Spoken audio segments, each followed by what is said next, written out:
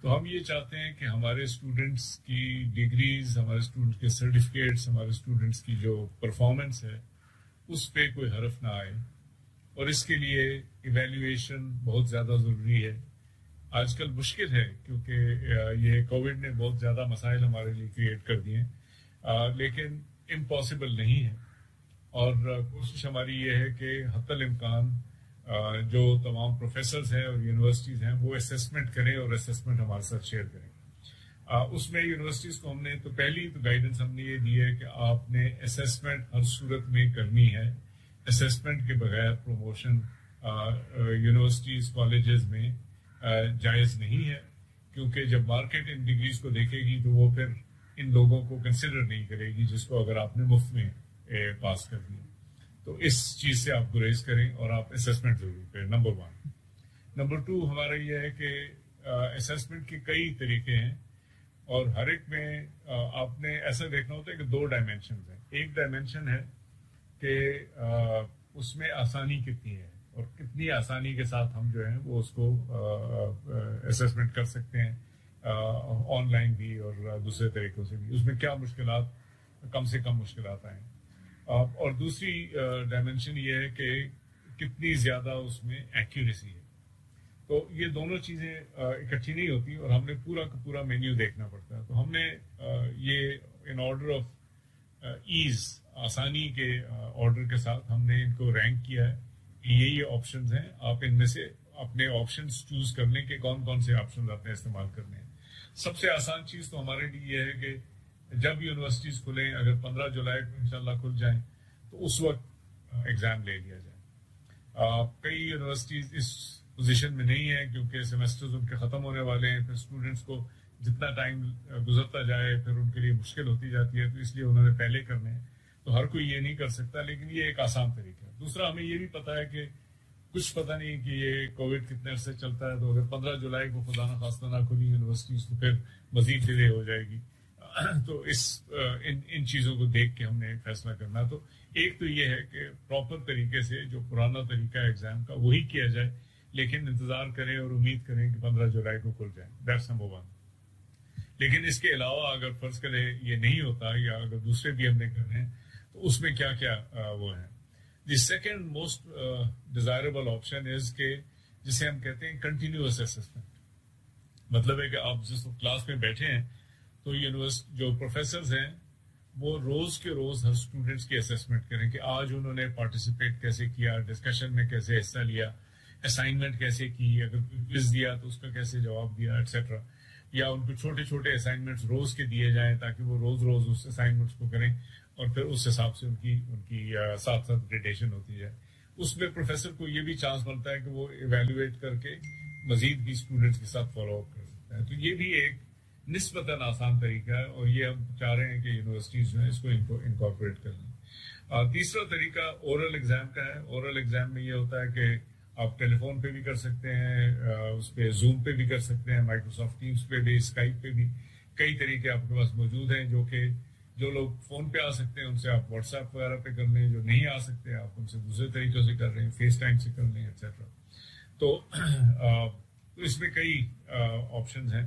اس میں بھی یہ ہے کہ وہ چونکہ directly face to face in کی انٹریکشن ہے، یہ ذرا لیبر انٹینسو ہے کہ اس میں ٹائم زیادہ لگتا ہے، لیکن اس میں بھی جنرلی جو اساتذہ ہیں وہ ان کو ایک قسم کی ایویلویشن کرنے میں ذرا یعنی ایک آسانی ہوگی.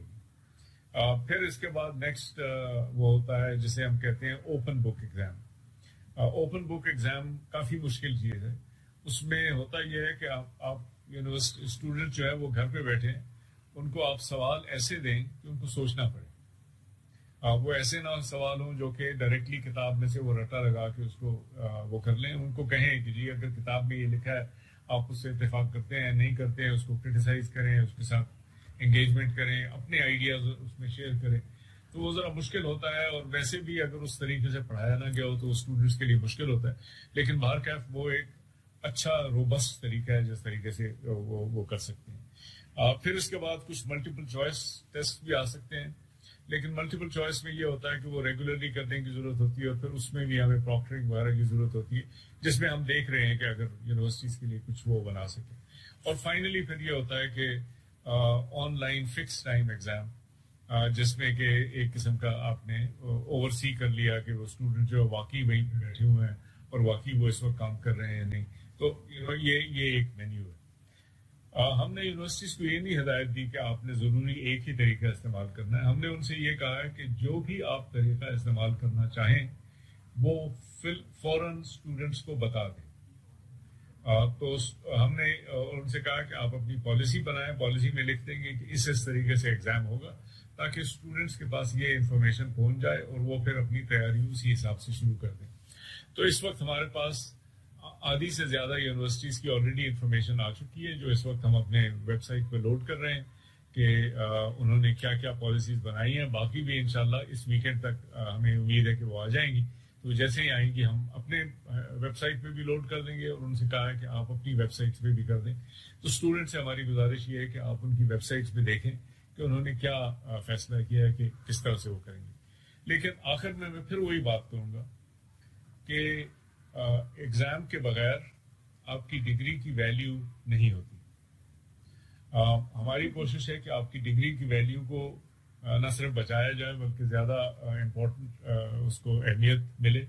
آپ جب آگے جابس ڈھونڈیں گے یا ایڈمیشن لیں گے تو لوگ سمجھیں کہ یہ واقعی قابل اسٹوڈنٹس ہیں. اس کے لیے ایگزام جو ہے ایک اشد ضرورت ہے اور ہر طریقے سے ہم چاہتے ہیں کہ یونیورسٹی کوشش کر کے محنت کر کے اسٹوڈنٹس کو ایویلویٹ کریں. بالکل ٹھیک ڈاکٹر صاحب. ایچ ای سی اور یونیورسٹیز نے اسیسمنٹ کے لیے جو ڈفرینٹ اپروچز ڈسکس کی ہیں اور جو ابھی بھی آپ نے بتایا اس میں سب سے امپورٹنٹ اوپن بک ٹیسٹ ہے.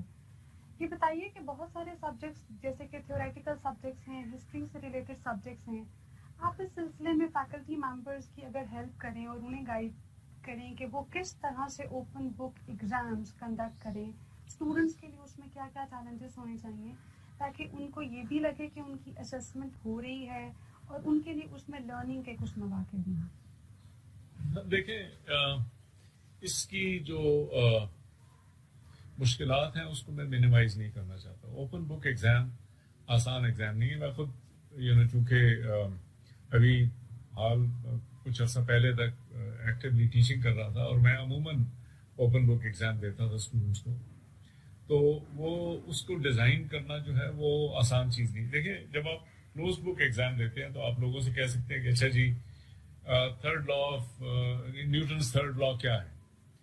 تو انہوں نے اگر زبانی یاد کیا ہو تو لکھ دیں گے، اگر نہیں یاد کیا ہوگا تو فیل ہو جائیں گے.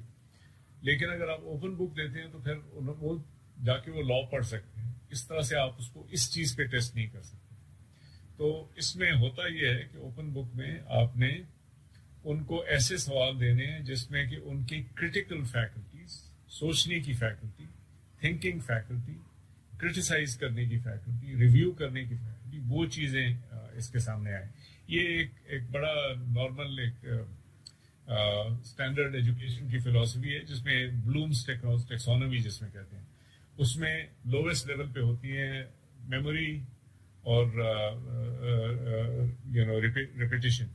لیکن اس کے بعد پھر جو ہے زیادہ مشکل قسم کی اسکلز آتے ہیں جس میں کہ انڈرسٹینڈنگ، کرٹیسزم، کریٹیوٹی، یہ ساری چیزیں آتی ہیں.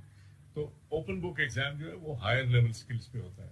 تو آپ مثال کے طور پہ ہسٹری میں تو آپ یہ بھی پوچھ سکتے ہیں ہسٹری میں کہ جی آپ بتائیں پاکستان کی انڈیپینڈنس موومنٹ میں کیا واقعات ہوئے یا کون لوگ لیڈرشپ کر رہے تھے ایٹسیٹرا ایٹسیٹرا. لیکن اگر آپ اوپن بک ایگزام دیں گے تو آپ یہ نہیں پوچھیں گے کہ جو کہ ڈائریکٹلی کتاب میں لکھا ہوا ہے. آپ یہ پوچھیں گے کہ اس کتاب میں یہ لکھا ہوا ہے، آپ کا اس کے بارے میں کیا خیال ہے، آپ اس سے ایگری کرتے ہیں یا نہیں ایگری کرتے. اگر آپ نہیں ایگری کرتے تو کیوں نہیں ایگری کرتے، آپ اس کے 3 ریزنز دیں. تو دیکھیں آپ نے پھر اسٹوڈنٹس کو یعنی اس چیز پہ آمادہ کیا کہ وہ اس ٹیکسٹ کو یا ان آئیڈیاز کو لیں اور پھر اس کو اپنے تھاٹس کے طور پہ ریپروڈیوس کریں. اور اس میں بھی ہوتا یہی ہے کہ اگر کوئی ایسی چیز ہے جو کہ آلریڈی ایک قسم کے لٹریچر میں بار بار آ چکی ہے تو وہ چیز آپ پھر سوال میں نہیں پوچھتے. سوال میں آپ وہی چیزیں پوچھتے ہیں کہ جو اسٹوڈنٹس کو آگے ٹیکسٹ سے کورس سے آگے لے کے جاتے ہیں. تو یہ چیزیں آسان نہیں ہوتی. یہ جنرلی جب لوگ اس پہ یہ یوز کرنا شروع کرتے ہیں تو ان کو کافی ٹائم لگتا ہے کہ وہ سیکھیں کہ اوپن بک ایگزام جو ہے کس طریقے سے وہ کیا جا سکتا ہے. اور so I don't want to actually make people think کہ جی یہ آسانی سے ہو جائے گا.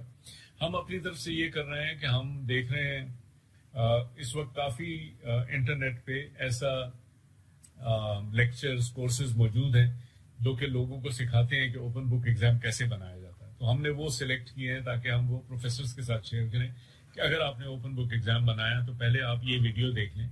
اس میں آپ کو پتا چلے گا کہ کس قسم کی چیزیں آپ نے کرنی ہوں.